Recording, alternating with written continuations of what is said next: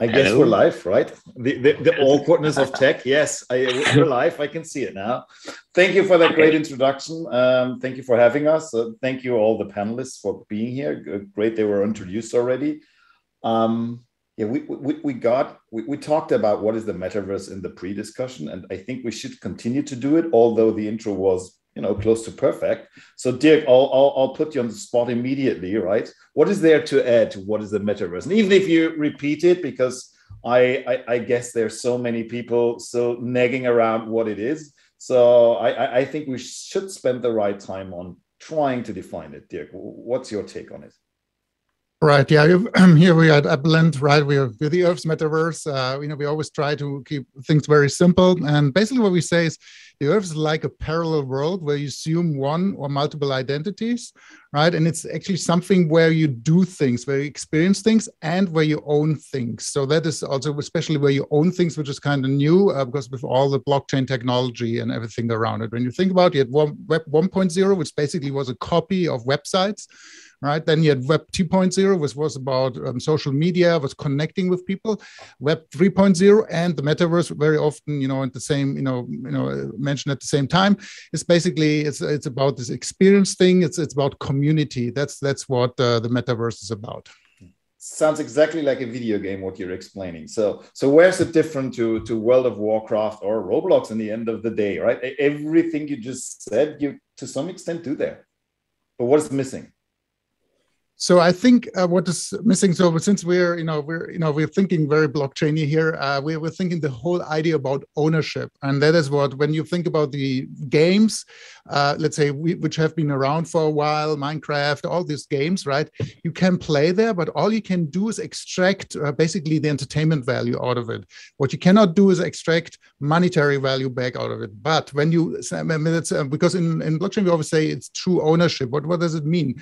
That means if you don't own it, you cannot sell it in those old worlds. In the new worlds, you now can sell it. And now private, that's when you in this world where you own things, you become much more creative. And we see that especially in the blockchain metaverses. People are becoming, creators, which are creating new things, which are going beyond imaginations, which we're not coming up with. So that's what the metaverse is about. Creativity, it's about opportunity, it's inspiration, all these things, which is kind of new, which because it's driven by ownership mainly. Thank you, Dick. Sebastian, would you agree with that, or would you take this further? And if so, why does it matter that I own something? I mean, I'm just being, I fully agree. I would go one step further into the idea that like this metaverse is also essentially this myriad of virtual world that anyone can access through like an avatar, 3D representation of themselves. And through that avatar, they can access and engage with more social, immersive, fun, and creative experiences. The key difference with what we've seen before with Minecraft, Roblox, Fortnite, Second Life, World of Warcraft, you name it, is basically that as you have this ownership enabled by this technology, blockchain, game, digital good, game items, you own your currency, and you can transfer them from one virtual world to another, which really is opening a whole new world of opportunities and a whole digital economy, since you're no longer locked down into like walled garden, closed economic systems. And such the value is going back first and foremost through the people, to the users, to the community who are actually contributing to building those worlds and contributing to make those worlds fun and alive by being present and spending time. So that's the key difference. If you take Roblox, I would say like 70% to 100% of the value created by users is being captured by Roblox, a single company. When you take the decentralized metaverse virtual world, 100% of the value goes back to the creators, and the platform just take like 5% as a royalty fee on the secondary transaction market, which is, I think, like incomparable and is going to definitely pave the way towards where users want to go and how they want to engage in the future. So what you're saying is, I mean, the purpose to make money here is an incentive, right? It's incentive to use your time with it. and you're basic and usually right in this digital world, the existing ones, it's either closed or I mean, if you go a little bit more abstract to the App Store, actually, you know, Apple takes 30%, and you know, a lot of those gatekeepers take, you know, a fairly high tax. Why are you're only taking 5%, Sebastian? There is that a fundamental difference? Where does this come from? I think like the view of like the App Store taking only 30% is totally biased, because like they own the distribution, they control how the traffic goes. So you keep virtually 70% as a developer of the revenue you generate, but actually you're going to reinvest 50 to 80% of that back into user acquisition, which is mostly controlled through Google, Facebook, and Apple, which does that by collecting the user data, monetizing the privacy of users to be able to sell them targeted ads. And at the very end, like as a developer, you keep such a small portion, 10, 20% of the overall revenue to keep your business running. Whereas users, they are being monetized by using those free Web 2.0 platform and being targeted by ads, which we know a lot of people like hate in terms of user experience. And it creates a model where like developers are unhappy about paying and keeping such a small portion of the revenue, implementing SDK and ads. Users are unhappy about being tracked online and their data being resold to advertiser. It creates like a very commercial transactional relation as well into application.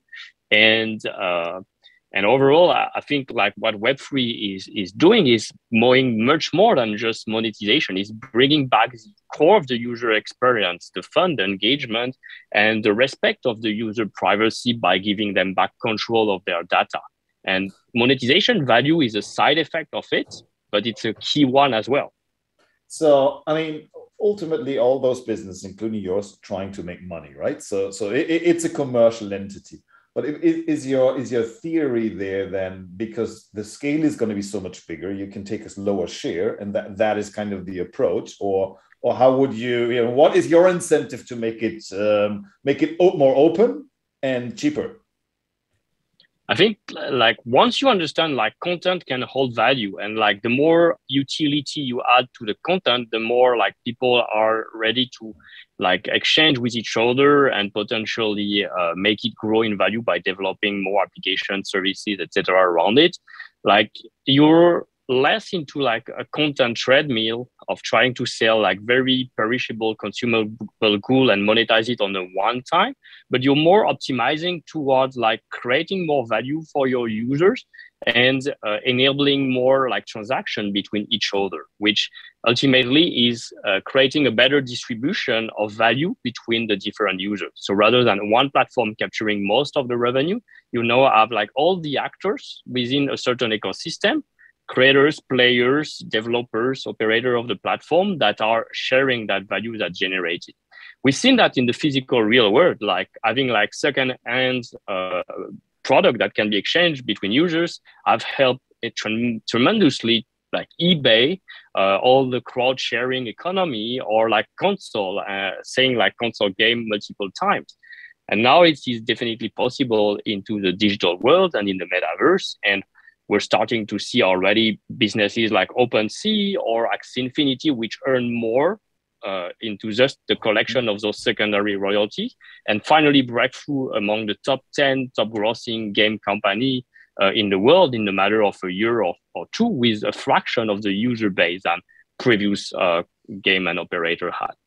That makes plenty of sense. So basically, you know, to try to simplify this a little bit or take it, you're basically saying because you can reuse content, right? It's basically worth more, right? Because you can do it. And number two, because as a content creator, I mean, thinking about the early Twitter days, I mean, we all created value for these platforms, but we couldn't use that somewhere else, right? There wasn't a way to do it. And that's basically what then you're doing with Sandbox or Dirk with Upland. And then I would go to Jan, right? Jan, how are you supporting this?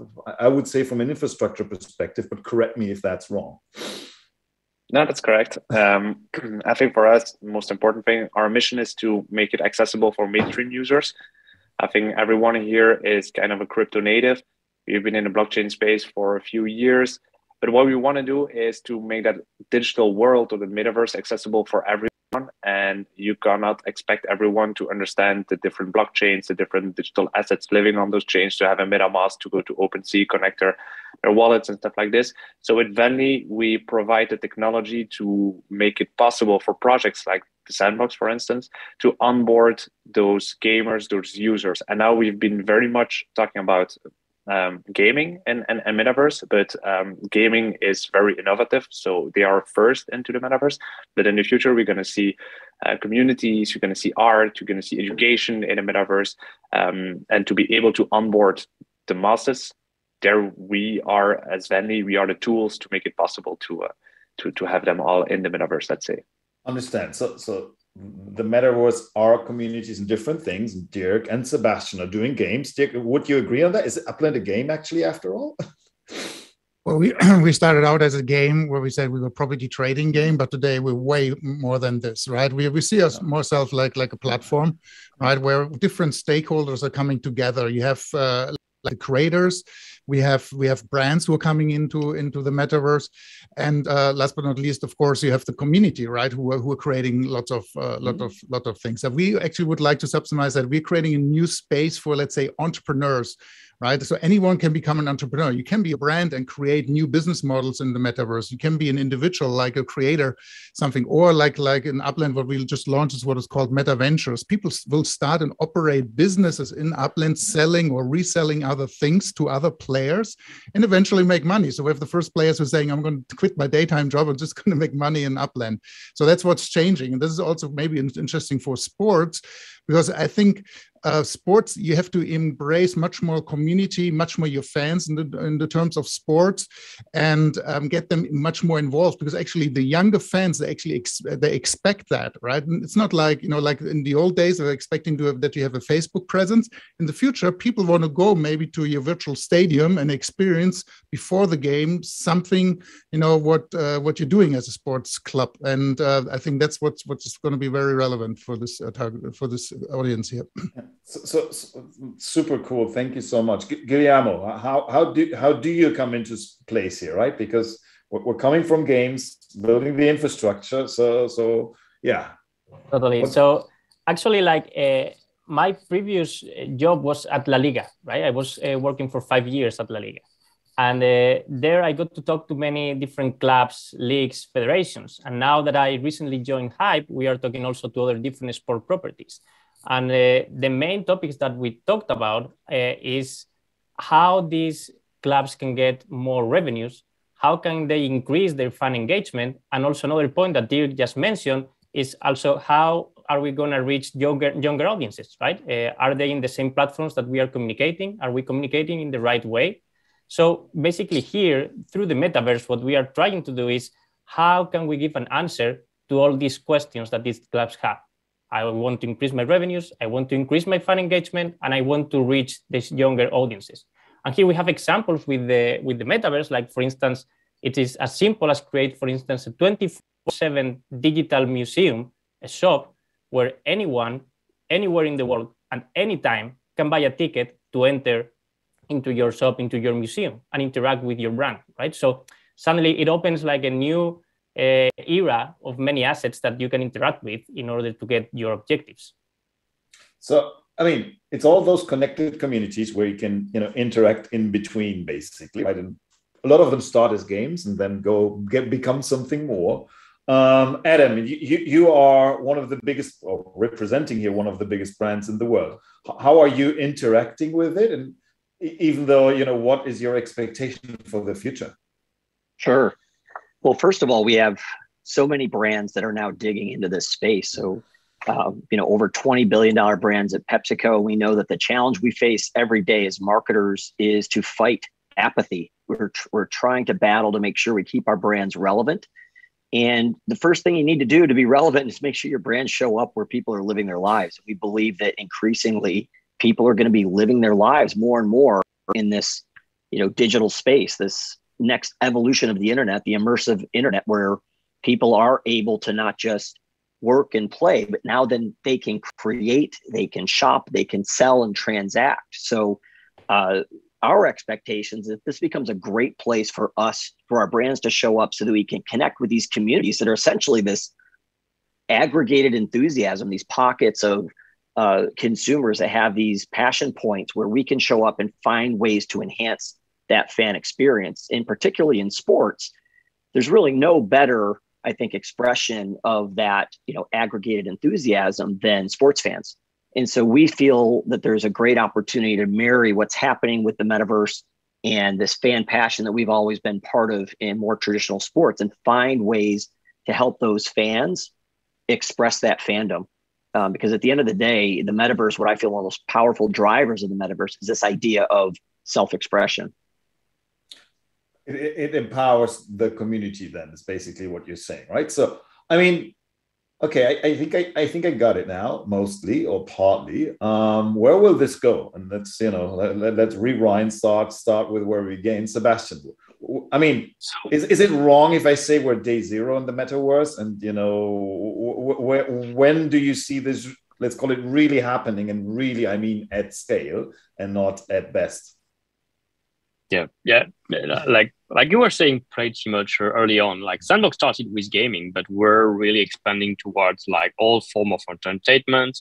And thinking about sports, like definitely, I don't think there's any metaverse out there like it's going to compete in terms of like how 2K games or Electronic Arts is like providing like accurate simulation. So we're looking more at like, okay, either like arcade fun engagement or more like fan engagement, like recreating those places, those hubs where fans tend to connect, usually around the thematic of sport, which could be at the stadium, which could be like at the pub sometimes, and offering more for most of them which haven't been able to enjoy that for the past 2 years due to the various COVID restrictions which have affected tremendously this sport environment. Even like the Olympics right now, like in Beijing, it's such limited like the attendance, and the Olympics used to be like the most seen and the event that connect people from around the world. So we're looking at leveraging the technology here to create some sort of engagement and feel closer to the athletes we want to support, to the club, the leagues, and also show what it means to be a fan. And some of the metaverse allows a lot of like creative possibilities through user-generated content.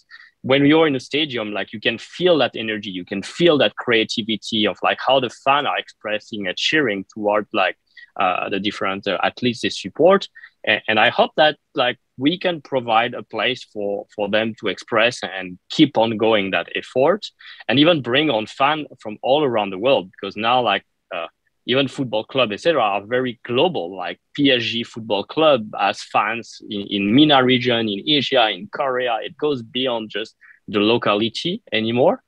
And it's still very early on, but it's already starting to happen a lot. Sport, NBA, football, MLB, American football, the Super Bowl in US, just some of these events where you could feel like metaverse and NFT are already present and have been leveraged a lot for.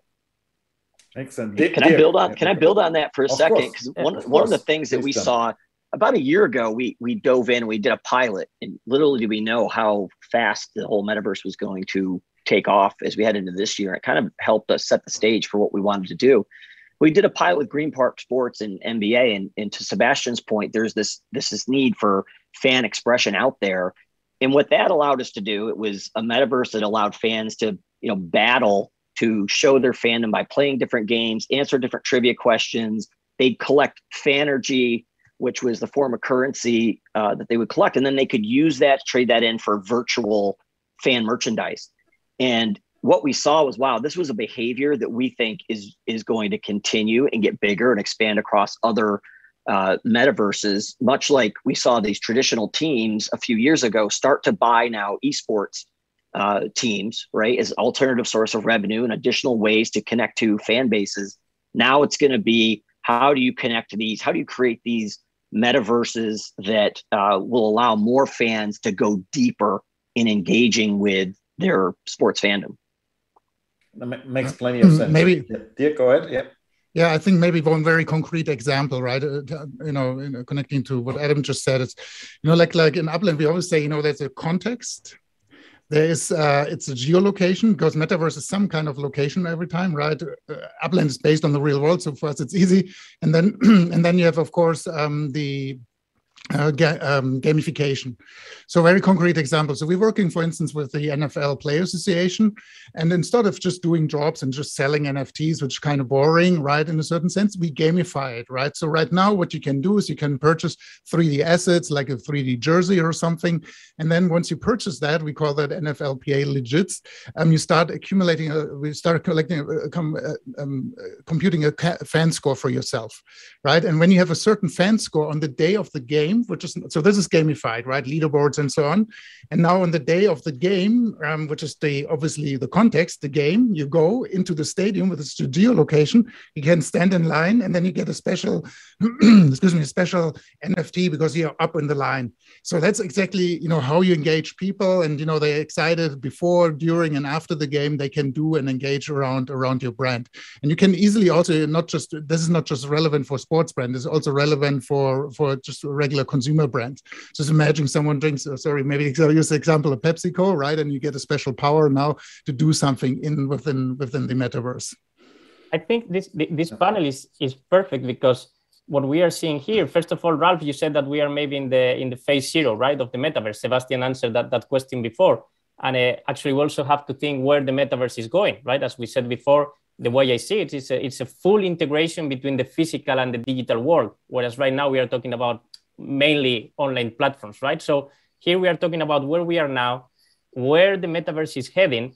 And if you hear what people were saying here, we have Sebastian with Sandbox, we have Upland, Adam talked about Green Park, we have here Jan with Venly, but we also have MetaMask. So I think, like, for the audience that are listening to us, the main problem is, like, there are so many things here that maybe don't understand, right? There are so many platforms. It is a chaos, right? So if I want to start a project in the metaverse, where do I have to start it?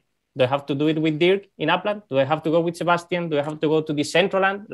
So there are so many questions right now for the brands, where to start, how to do it, what to do in each of the platforms, how to give value to my fans in each of the platforms, that I think that is the main point, right? Like, they need someone that actually leads them into this journey, which I think it was the perfect example here, as we've seen so many different examples.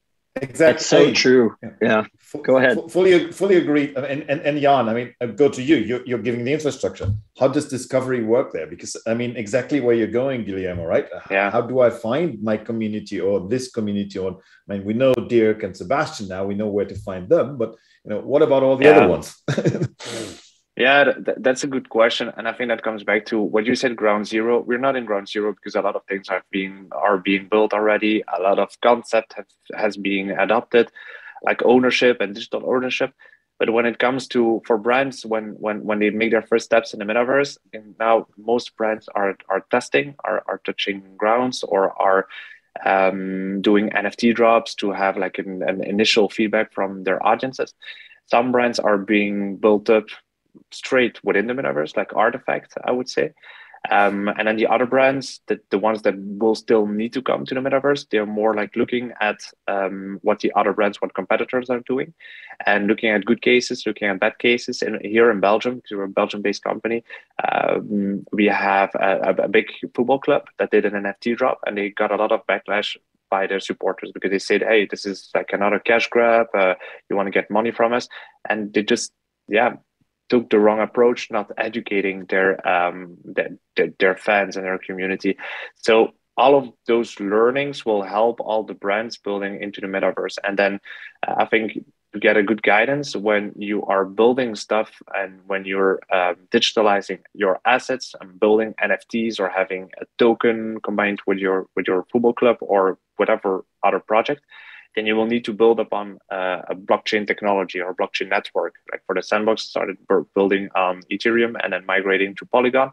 And those networks, like Polygon, is a really good team that will help you as well, work with the right tools, work within the right environments. And then it comes back again to what Adam is saying, just be where your audience is. If you're like a sports concept, then be in a more sports metaverse. If you're a game, then the Sandbox would be a good one. If you're more around art, then you will see more art-based metaverses. And then all those metaverses in the end will be interconnected, but go where your fans are and where your community is.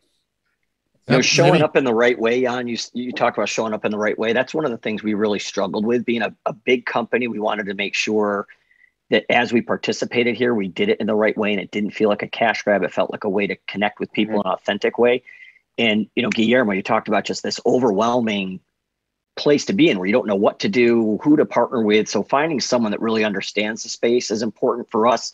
It was Gary Vaynerchuk and Vayner NFT. They were the ones that are helping to just guide us through this, help give us some focus, help us educate our organization on the space, and then move quickly to just start experimenting and innovating. I think one of the most important things you can do is get out there and try. So for the brands that are listening to this right now, I highly recommend just setting aside some resources and some mind space for your teams to do some dedicated experimentation and testing and learning. Yeah. I tend to say also to add maybe, so experimentation is one thing, and maybe you don't have to do the full experience right away, right? When you start with something small, you maybe just purchase a presence there and maybe, fire up your logo and see how your fans are reacting, interacting with your fans. But I think one important thing is also don't get into all this tribal discussion, right? With this, what blockchain is better and so on. It's all about the experience, which is more important, right? And focus on that. That's would be a recommendation here. If I may, just like Jan said something before to Adam that I like, it's like you have to be basically where your fans are, right, and give them what they demand. And here we always talk, especially when I was in the football industry, we always talked about these younger audiences. And I think it was Dirk in the very beginning. I can't remember if it was Dirk. Like we talked about the second screen, and we don't spend that much time, like 90 minutes maybe in front of a football game, right?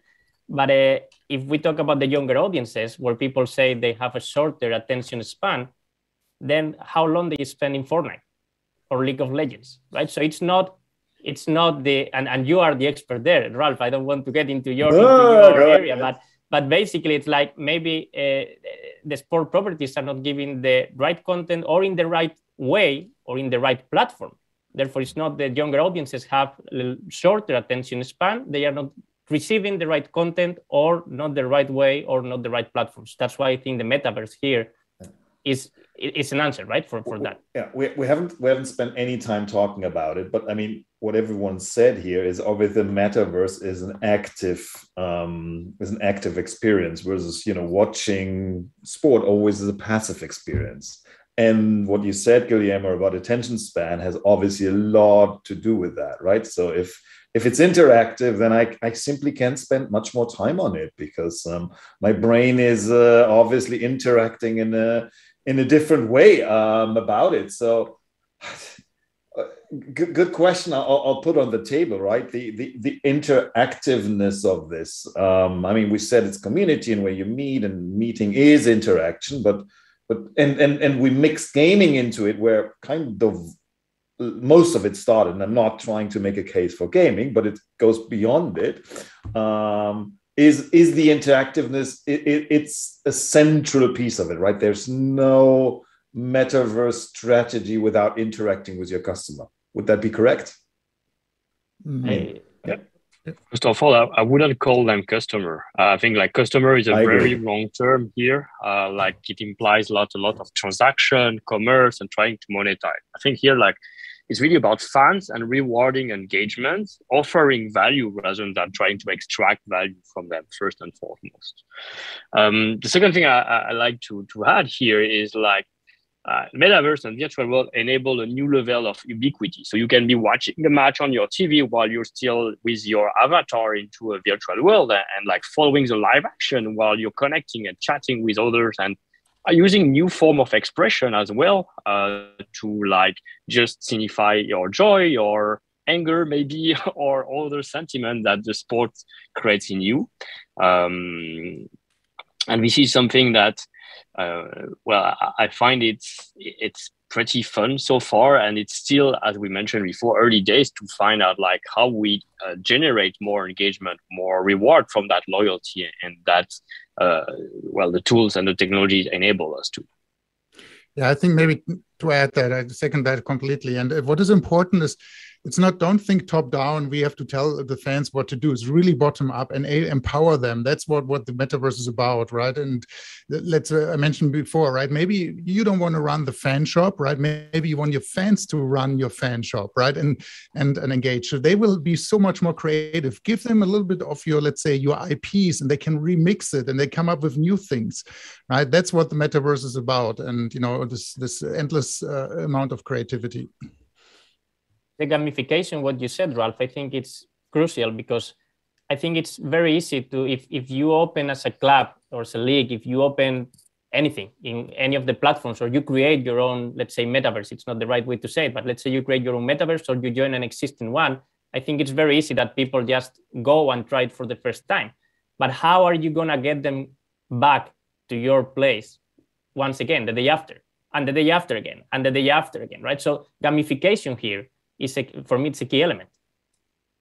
Yep. From an advertiser perspective too, I'll say it's critical. You know, some of these immersive experiences that we've created, we've seen that it's a several minute experience and 2 out of 3 people are completing the entire experience because it's interactive. And as an advertiser, I will take that type of experience over passive pre-roll any day of the week. Yeah, I mean, you need to be recurring to it. I mean, we have 4 more minutes. We got 10 extra minutes. I didn't say yet, but we have the final 4 minutes. So, I mean, we discussed the what, the why, the how.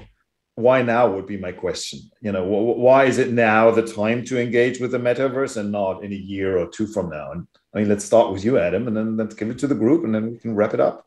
Yeah, well, I think the time is critical now. We are in a phase of universal disruption. Think about it. You've got currency being disrupted by crypto. You've got content distribution being disrupted by streaming, communication and broadband by 5G, IP disrupted by NFTs, data automation being disrupted, and it all comes together in the metaverse. That's where all of those things can come together. So it's evolving so quickly. You got to move fast, because I think if you wait until it's all finished, it's never going to be done. It's only going to be evolving. You'll be left behind. Guillermo? I think it's difficult to add something to what Adam said. I think he wrapped it up pretty good.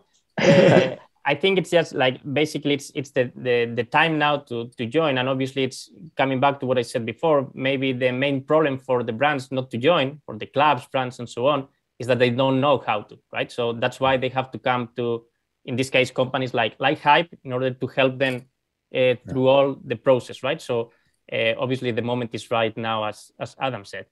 Yeah, Jan, is there a simple tech solution for them to figure out how to join and now?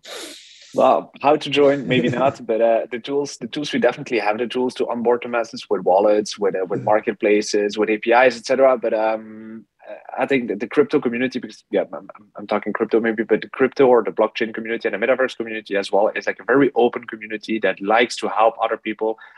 We are built from communities, so we know what it is to be in a Discord helping other people, to help people on Twitter, ask your questions around. The Web3 world is much more open to collaborate, and also it goes way faster than the Web2 world. So if you don't jump now, if you don't test now, if you don't look or have a metaverse strategy now, then you're probably going to be too late, because it goes so freakingly fast. So now is the time to go. And what Adam, what I wanted to say is all the stars are aligned, and Adam just described all the stars. We have all those assets. So now we need, the time is now, Understand. So dear Sebastian, where should I come with ESL? To Upland, to Sandbox, or to both? Both. Well, embrace the idea of interoperability, like creating exactly. an NFT that can potentially give utility to its owner across multiple worlds. I mean, Sebastian and we know each other quite well, right? And ideally, our vision is not to have a closed, walled garden, what we want to do here, right? So we want to actually be able, technology is one thing, to transport it interoperability from one to left. But if you just imagine when you have something which has a special power, let's say in the sandbox, you want to bring it to Upland, right? Does it have the same power? Does it have the same price? There's a lot of detail questions. How does it look? Because obviously the visual representation is different, right? But obviously, there will be probably, hopefully, an open metaverse, because at the end of the day, who's going to be the center? It's not the metaverse itself or the operators, it's the user, right? The user's going to own his stuff and he's going to walk around different metaverses. And just like in the old days, you watched, maybe one day you watched CNN, the next day you watched, NBC. Now you go with this metaverse to experience something, and then you go somewhere else because there's a different community there, there's a different experience here, right? So that's how we see it. I mean, it's an extremely good point, and I'll do a little bit of a funny comparison. When I started to play video games in the internet, it was via PC gaming, right? And for many, many years, there was this movement on console gaming. These closed gardens will take over.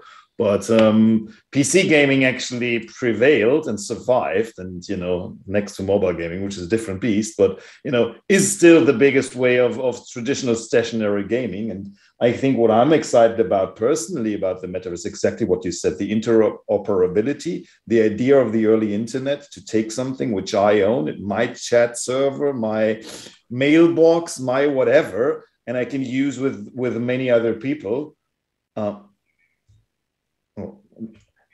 Oh, damn, now I hear myself. This is, is that was me? Sorry, I'm back. There was a stream starting. No, so that openness, that you can use it across platforms, and exactly was a trick question. Obviously, use it in Upland and Sandbox. Look, we're wrapping this up. This is early. This is about community. This is going where your customers, creators, Sebastian, right, going to be. But no one ever became first by following the leader, right? So I think that's why we're here on the panel, because we want to try to be first. You out there, it's not a bad idea to be sometimes as well. Thank you all. Thank you for the great panel. Couldn't be better. Thank you all. Thank you. Thank you. Thank you. Thank you, everyone. Bye-bye.